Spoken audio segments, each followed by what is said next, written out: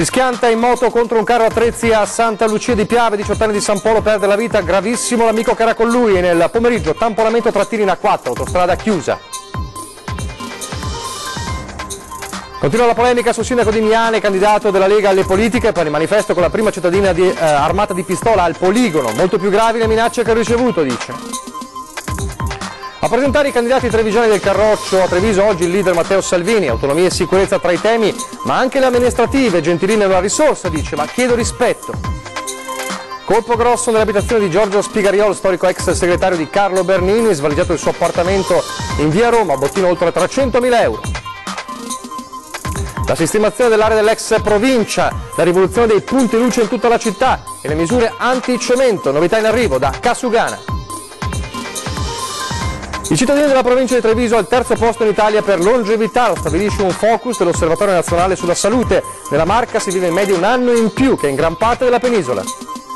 Nona vittoria consecutiva per la De Longhi che batte anche la capolista a Trieste in un palaverde elettrizzato, ora è caccia la 10ª perla.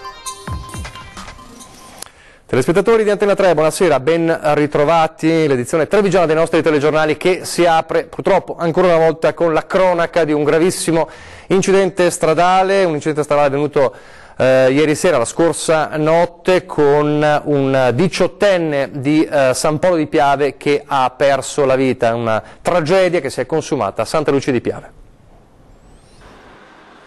Lo schianto violentissimo poco dopo le 22 a Bocca di Strada e la Marca si trova a piangere un'altra giovanissima vittima. A perdere la vita Koman Cosmin, 18 anni, di origini romene, residente a San Polo di Piave. Il ragazzo percorreva via distrettuale in sella alla sua moto, con lui l'amico del cuore, anch'egli 18 anni, di Maserada. All'altezza dell'incrocio con via Castellon l'impatto frontale violentissimo contro un carro attrezzi che proveniva dalla direzione opposta. Koman è morto praticamente sul colpo, l'amico, gravissimo, è stato ricoverato all'ospedale di Conegliano. Ferito in modo meno grave anche il conducente del carro attrezzi. Cosa sia accaduto, come le eventuali responsabilità della tragedia, dovranno ora accertarlo le indagini affidate ai carabinieri. Sconvolto il sindaco di Santa Lucia di Piave, che comunque esclude l'incidente possa essersi verificato per la scarsa illuminazione dell'incrocio. Siamo su un rettilineo, su un incrocio molto ben illuminato, l'ora era tarda, la dinamica è in corso di accertamento, ma c'era una vettura, un camion che girava e questa moto che proveniva in senso inverso. Non so se la moto andasse forte o non andasse forte, se il camion l'abbia vista o non vista, sicuramente l'illuminazione in quel punto è più che sufficiente, perché qualche anno fa abbiamo fatto proprio dei bei lavori di illuminazione, perché è un tratto di strada provinciale ma con tante abitazioni, proprio il centro abitato di Bocca di Strada. Profondo cordoglio anche a Cimadolmo, dove vivono i genitori e dove Koman Cosmin ha abitato fino allo scorso settembre, quando per essere più autonomo aveva deciso di trasferirsi a San Polo di Piave. La data dei funerali non è ancora stata fissata e la Marca, sconvolta, si trova ancora a piangere una giovanissima vittima della strada. 10 giorni fa ha perso la vita Eleonora Gava, 19 anni, di Sarmede, morta mentre andava all'università. Un mese fa Massimo Pizzol, 18 anni, è deceduto a San Fiori in un terribile schianto. 9 morti dall'inizio dell'anno, una scia di sangue che sta facendo ripiombare la Marca nell'incubo delle stragi che negli anni 90 la portarono ai vertici della drammatica classifica delle vittime della strada. E nel pomeriggio uno schianto fra 3 mezzi pesanti in A4 tra gli svincoli di San Stino di Livenza e Cessalto, ha mandato in tilt la circolazione. Poco dopo le 14:30 di oggi, con la chiusura dell'autostrada dalle 3 alle 5 in direzione Venezia ed oltre 10 km di coda. Nel tamponamento uno dei camionisti è rimasto seriamente ferito. Sul posto si sono precipitati i sanitari del SUEM con i vigili del fuoco provenienti da Portoguaro, Pordenone e Sandona di Piave. Autostrada, dicevamo, chiusa a Portoguaro e interdetti gli svincoli di Portoguaro e San Stino di Livenza in direzione Venezia. Per questo è stato attivato il bypass sulla A28 da Portoguaro fino a Conegliano e sulla A27 fino al passante di Mestre. Ovviamente questo ha portato anche a lunghe code che, come dicevamo, hanno superato i 10 km e il tratto di strada e di autostrada è stato riaperto alle 17. Quindi c'è stato uno smaltimento progressivo delle code, ma è stato ovviamente un pomeriggio infernale, ancora una volta per tanti automobilisti. Adesso la politica con la presentazione ufficiale nel pomeriggio in Piazza dei Signori a Treviso per i candidati a Camera e Senato della Lega. Fra questi anche Angela Colmellere, sindaco di Miane, da giorni nella bufera per il caso del manifesto elettorale postato su Facebook in cui è ritratta mentre spara. La foto è stata altamente strumentalizzata, anche perché era una foto che mi ritraeva al poligono, luogo deputato a esercitare questo sport, dove appunto la gente si forma e si allena. Non vedo nulla di male e di così drammatico. Il manifesto elettorale con la pistola, la critica del ministro dell'Interno Marco Minniti alla mezz'ora di Lucia Annunziata, ora il nuovo caso scaturito anche stavolta da un post sui social, un pranzo in trattoria che la candidata avrebbe indirettamente invitato il titolare a offrire.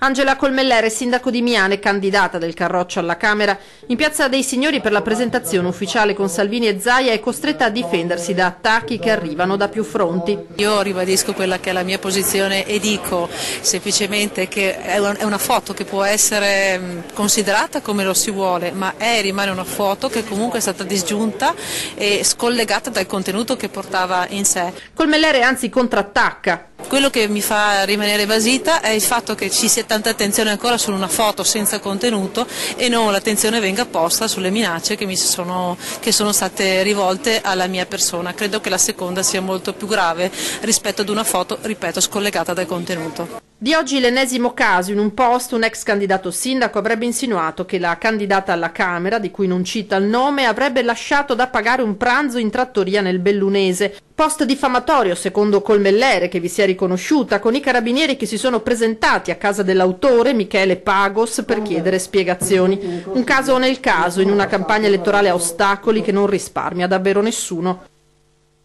L'abbiamo visto nel servizio, dunque una piazza blindata che ha accolto il leader del Carroccio, il segretario federale della Lega Matteo Salvini, per oggi per presentare i candidati, tra tanti temi in cui ha visto protagonista Salvini, dalla sicurezza, dall'autonomia, e c'è stato anche lo spazio per parlare ovviamente delle amministrative e anche di Giancarlo Gentilini. Torno a Treviso fra un mesetto perché qua c'è una duplice partita. Il 4 marzo si manda a casa Renzi e a maggio si mandano a casa Manito e compagnia. La città di Treviso torna a essere la splendida città che era. Piazza blindata, loggia dei 300 gremita per la presentazione pubblica dei candidati della Lega al Parlamento, che si intreccia con la campagna per le amministrative di Mario Conte. Matteo Salvini spazia su tutto, prende spunto dal caso Colmellere e parla di legge sulla legittima difesa da rivedere, immigrati da rimpatriare, autonomia e larghe intese. Non andremo mai a governare né con la sinistra né con i 5 Stelle né con nessun altro, quindi chi sceglie la Lega sa cosa sceglie, non sceglie sorprese o robe strane. I selfie con i trevigiani, l'apertura, l'ennesima, Giancarlo Gentilini, grande assente. A Treviso prima si manda a casa Renzi e poi si manda a casa Manildo, quindi qua ci sono due tempi della stessa partita e c'è bisogno di tutti. Lo chiamerà Giancarlo Gentilini? Chiamerò tutti i militanti perché da qui al 4 marzo serve l'apporto di tutti e poi io porto gratitudine per chi ha fatto tanto. Ma il segretario nazionale D'Arè non la pensa nello stesso modo. Gli uomini di buona volontà sono tutti presenti, chi non vuole venire evidentemente ha altre idee. Non si sente un po' la sua mancanza? No. Io mi sto concentrando per portare una proposta convincente ai cittadini e spero che questa proposta possa piacere anche a Giancarlo Gentilini. Candidati pronti alla sfida del 4 marzo. Ma il segretario provinciale porta l'attenzione dei bisogni del territorio, questo è poco ma sicuro. La Lega amministra una città, un paese o una nazione con ordine e pulizia e con onestà intellettuale. Credo in idee che possano portare a più sicurezza per i cittadini. Da Salvini l'impegno per l'autonomia. Se faccio il Premier la trattativa con Zaia dura 5 minuti. In 5 minuti troviamo l'accordo sui soldi e sui poteri. Ancora la politica e la presentazione dei candidati di Più Europa di Emma Bonino, pronti alla sfida di marzo, ma anche a correre alle amministrative di Treviso con un proprio candidato sindaco. Ha riproposto il dibattito sull'Europa, il movimento che fa capo a Emma Bonino e che anche nella Marca schiera i suoi candidati alle politiche di marzo. Concetto preso di mira da più parti, quello di Europa, ma su cui il gruppo ha una precisa idea da perseguire. Quello che è un po' il nostro obiettivo è quello di arrivare a quello che è stato un po' il sogno di tutti in questi anni, gli Stati Uniti d'Europa. Quindi noi non vogliamo uno Stato europeo, ma vogliamo un federalismo leggero dove alcune funzioni di governo vengono trasferite dai paesi singoli invece in un centro federale, perché ci sono temi che possono essere affrontati solo ad un livello europeo, non a un livello nazionale. C'è quello della difesa sicuramente e quello dell'immigrazione. Noi dobbiamo stare incollati con la Francia e con la Germania, che sono i due paesi trainanti in Europa, e se abbiamo visto che con Industria 4.0, con le opportunità di incentivo, le aziende stanno spendendo, e quindi questo potrebbe essere, a mio avviso, un buon motore di rilancio dell'economia. Cercare di avere un mercato di lavoro a livello europeo in modo da integrare e dare la possibilità ai giovani dello spostamento tra i vari stati dell'Unione Europea, ma che abbiano anche la possibilità di crescere, formarsi. Crescere in un contesto europeo non significa rinunciare all'autonomia, anzi il partito la sostiene fortemente e vi dedica un punto del programma specifico. Sull'affermazione della sovranità del cittadino a livello istituzionale, coi comuni e le città che abbiano a sostenersi di più su risorse proprie, finanziando così una parte significativa delle proprie spese con imposte raccolte dai residenti, sapendo anche della necessità di nuovi e più efficaci strumenti di iniziativa popolare. Autonomia intesa non come indipendenza, come secessione, ma come forma di federalismo, quindi decentramento delle competenze. Questo è un tema molto sentito a livello locale, di forte attualità, e quindi questo è l'impegno per il territorio. Torniamo alla cronaca adesso. Abbiamo parlato di sicurezza nei servizi precedenti, parlando anche dei temi della campagna elettorale. Bene, in centro a Treviso, via Roma, zona calda, una maxi razzia e una vittima eccellente. Sono rientrati a casa nel tardo pomeriggio di sabato trovandola svaligiata. Un colpo da oltre 300.000 euro, secondo le vittime, quello messo a segno nell'abitazione di Giorgio Spigariol, ex segretario particolare di Carlo Bernini quando era presidente del Veneto, giornalista e dipendente regionale in pensione da circa 8 anni, e della moglie Carla Conean. La coppia abita in via Roma, di fatto in centro città. Usciti per delle commissioni, quando sono rientrati hanno fatto l'amara scoperta, spariti i preziosi, tra cui una collezione di Rolex e una di penne stilografiche d'epoca, oltre ai gioielli della moglie. Valore, come detto, oltre 300.000 euro. Il furto è stato denunciato alle forze dell'ordine. A risultare strano il fatto che la porta d'ingresso non sia stata forzata, il che potrebbe far pensare che ad agire sia stato qualcuno in possesso delle chiavi. Per marito e moglie, entrambi con più di 80 anni di età, uno shock da cui non si sono ancora ripresi.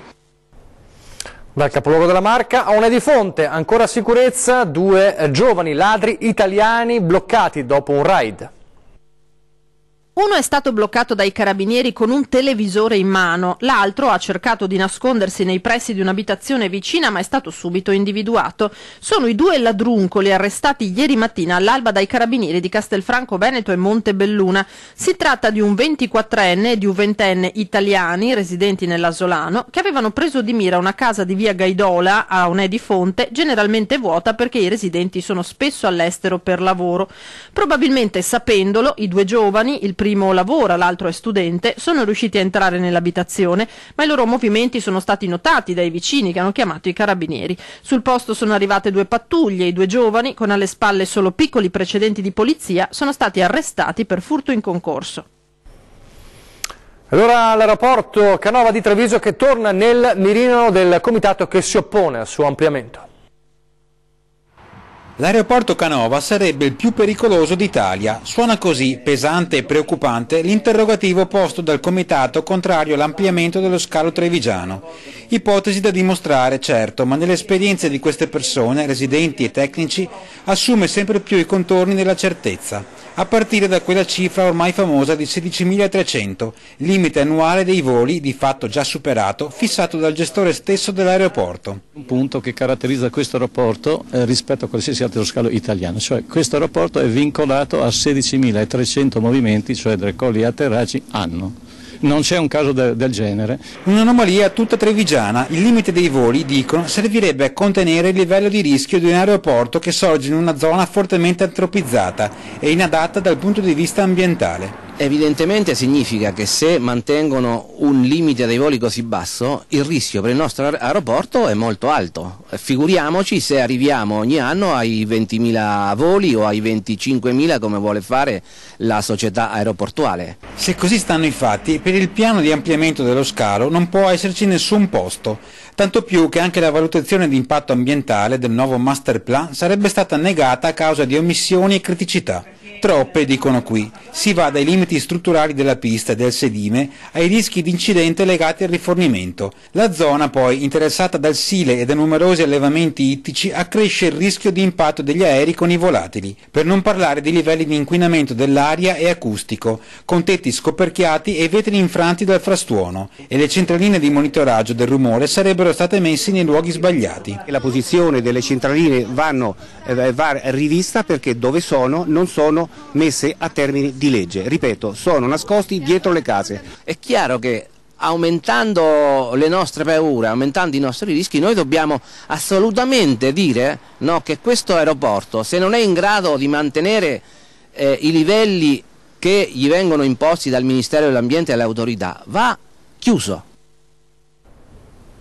Il sindaco di Treviso Giovanni Manildo l'ha definita una delle operazioni più importanti della sua amministrazione. Novità importanti decise oggi dalla Giunta. Sentiamo. La sistemazione dell'area dell'ex provincia in viale Cesare Battisti, l'infrastruttura luce in tutta la città e la direttiva anticemento con 1 milione di metri cubi in meno a Treviso. Le delibere approvate oggi dalla Giunta mirano a concludere alcune delle operazioni più importanti dell'amministrazione Manildo. Dopo la demolizione dello stabile, la convenzione con la proprietà dell'area ex provincia porterà vantaggi alla collettività quantificati in 5 milioni di euro. Una convenzione che ci porta e porta al territorio comunale un beneficio pubblico veramente rilevante. Oltre al pagamento degli oneri sarà possibile avere la sala Martone e la sala consigliare assolutamente ristrutturata. Oltre a 17 posti auto e la riqualificazione dell'area circostante nella nuova edificazione, ci saranno 2 sale da oltre 100 posti a disposizione dei cittadini. Multifunzionali, attrezzate al 100%, spazi molto ampi, ma non solo, perché poi nella convenzione si parla anche della riqualificazione dei viali, si parla anche della riqualificazione dei canali, si parla di una serie di interventi che daranno un volto nuovo a quella bellissima porta d'accesso che parte da Porta Calvi e che arriva fino a Piazza Duomo. Approvato anche il piano illuminazione che interesserà sia il centro che i quartieri della città. Considerare Treviso una città tutta intera, dai quartieri al centro, e cambiare l'infrastruttura luce è una delle cose più importanti che questa amministrazione sta cercando di fare. È importante anche perché è un investimento di oltre 11 milioni di euro, di cui 3 milioni e 8 arrivano dal bando periferie. Intanto il Museo di Santa Caterina ha quasi completato l'allestimento della mostra su Rodin.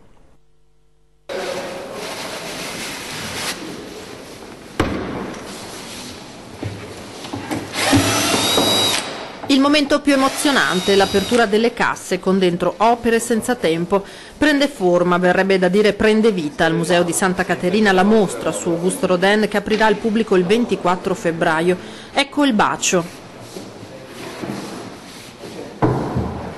Il direttore di Linea d'Ombra, Marco Goldin, più abituato ai dipinti che alle sculture, le osserva, le fotografa, si emoziona. Di fronte alla sala che si riempie, alla mostra che prende corpo. Bellissima e molto diversa anche dal solito, perché allestire una mostra di scultura è completamente diverso da allestire una mostra di pittura, hai un contatto fisico con le cose. Sono sicuro che quando uno entrerà qua dentro veramente percepirà questa grande emozione, questa bellezza straordinaria che circola nell'aria proprio. C'è anche il sindaco Giovanni Manildo, rapito da uno spettacolo a cui non accade tutti i giorni di assistere. Lo stesso Goldin partecipa al montaggio del Pensatore. Allestimento completato quasi al 99%, a ora il posizionamento dell'ultimo quadro di Monet atteso, poi un lavoro ancora più delicato. Inizieremo domani un lungo lavoro e molto importante per quanto riguarda il puntamento delle luci, perché nella scultura questo è assolutamente fondamentale e quindi le sale devono essere veramente punteggiate da queste specie di nuvole luminose dentro alle quali viaggiano queste sculture splendide. Adesso la pubblicità, poi ancora notizie da Treviso.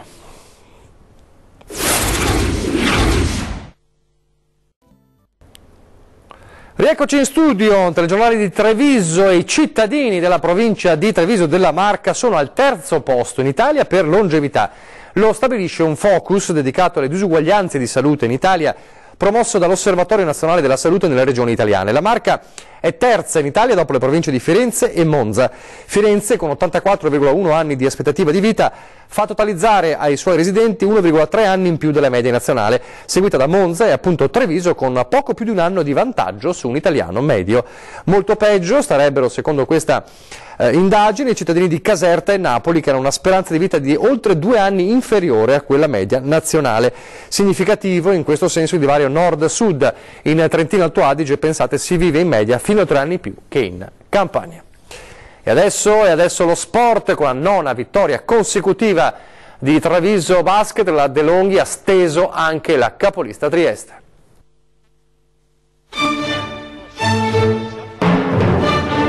Potente come le note di Beethoven e della sua 9ª sinfonia, colonna sonora perfetta per l'uragano che ha travolto Trieste. 9ª vittoria consecutiva, 9ª sinfonia, metteteci tutte le metafore che volete, anche quella meteorologica, perché spazzare via come una raffica di bora chi alla bora è decisamente abituato è un'altra immagine servita sul piatto d'argento. 83-63, 20 punti di scarto sotto gli occhi di un palaverde gremito. È così che Treviso Basket ha schiantato la prima della classe, l'Alma Trieste, portandosi ormai a 4 punti dal duo di vetta, i giuliani in compagnia della Fortitudo. Una De Longhi macchina da guerra e mentalmente d'acciaio. Si spiega anche così il modo in cui gli uomini di coach Pilastrini reagiscono al terribile break triestino di inizio gara. 4-14, un momento in cui Treviso potrebbe scavarsi la fossa. Invece la De Longhi riparte, piazza un contro-break da 18-4 e comincia a macinare punti. Fantinelli, Lombardi, Musso, Antonutti, non c'è giocatore che non metta la sua firma, mentre gli avversari si aggrappano al talento del solo Bowers. Collettivo contro singolo, la sentenza è già scritta. Su tutti però in casa Treviso si erge l'onnipotenza di Swan. 9 su 12 al tiro con 8 triple, un cannone che disintegra qualsiasi velleità giuliana. MVP della gara, senza appello. Treviso scava il solco e chiude i giochi già al terzo quarto. Vittoria entusiasmante e momento d'oro. La prossima sfida è derby contro Verona. Si giocherà tutta in Veneto la caccia alla 10ª perla consecutiva di una Treviso Basket irresistibile. Nidi in sicurezza sui tralicci per le cicogne, accade all'Oasi di Cervara di Quinto. È il simbolo dell'amore coniugale, ma anche di quello per i figli. La cicogna è fedele e si prende cura in modo amorevole dei giovani che alleva nel nido. Nell'oasi naturalistica del Mulino Cervara, a Santa Cristina di Quinto di Treviso, vivono 12 esemplari di cicogne in cattività, ma di quelle libere ogni stagione ne arriva un numero sempre più numeroso. L'anno scorso una coppia di cicogne ha allestito un suo nido naturale sul traliccio dell'alta tensione, sotto lo sguardo preoccupato dei visitatori. Da quel nido sono nate 3 giovani cicogne che hanno preso il volo, probabilmente dirette verso l'Africa. Un nido per la cicogna nasce proprio dalla preoccupazione sull'incolumità degli esemplari selvatici in arrivo nella nostra provincia. D'ora in poi le cicogne selvatiche invitate alla sosta dalle loro amiche nella voliera potranno nidificare in tutta sicurezza.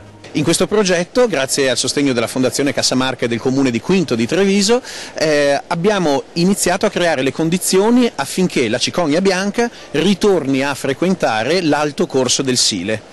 Grazie alla collaborazione con Terna, il gestore della rete elettrica nazionale, sono stati installati 2 grandi nidi metallici sui tralicci presenti nella riserva naturale. Sono previste l'installazione di 2 piattaforme perché le cicogne adorano riprodursi sulla sommità dei nostri sostegni. Il progetto Nidi sui Tralicci in questi anni ha portato l'installazione di oltre 400 nidi, 100 dei quali installati a bordo di sostegni che attraversano aree protette.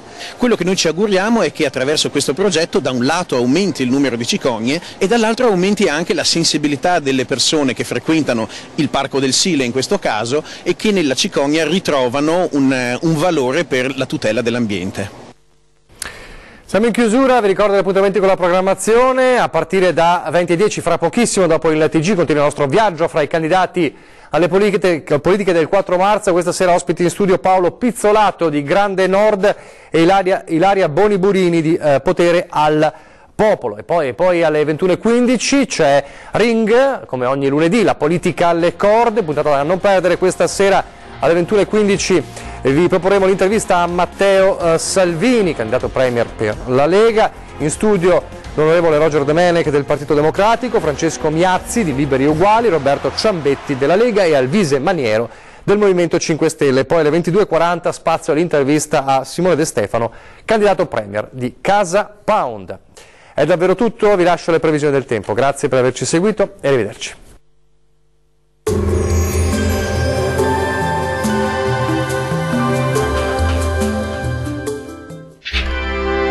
Tremonti, attrezzature e materiale per saldatura professionale a Montebelluna.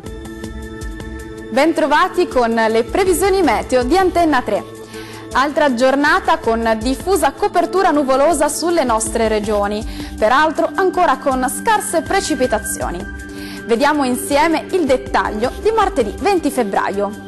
Sul Veneto cielo coperto quasi ovunque, anche se qualche schiarita sarà possibile sui settori occidentali, in particolare sul Veronese. Vediamo le temperature, le massime saranno comprese tra 5 e 8 gradi, minime oscillanti invece tra 0 e 3 gradi. Spostiamoci ora a vedere il tempo del Friuli Venezia Giulia, anche qui cielo irregolarmente nuvoloso o a tratti coperto, maggiori schiarite su Goriziano e Triestino. Per quanto riguarda le temperature, le massime saranno comprese tra 6 e 8 gradi, minime invece oscillanti tra 1 e 2 gradi. Vediamo infine la situazione sul Trentino Alto Adige. Il cielo risulterà coperto su tutta la nostra regione, peraltro senza precipitazioni degne di nota. Vediamo le temperature, le massime saranno comprese tra 3 e 5 gradi. Valori minimi invece sotto zero, oscillanti tra -1 e -3 gradi. Mare generalmente mosso, i venti risulteranno moderati o localmente forti, sempre dai quadranti nord-orientali. Dal meteo di Antenna 3 è tutto, arrivederci.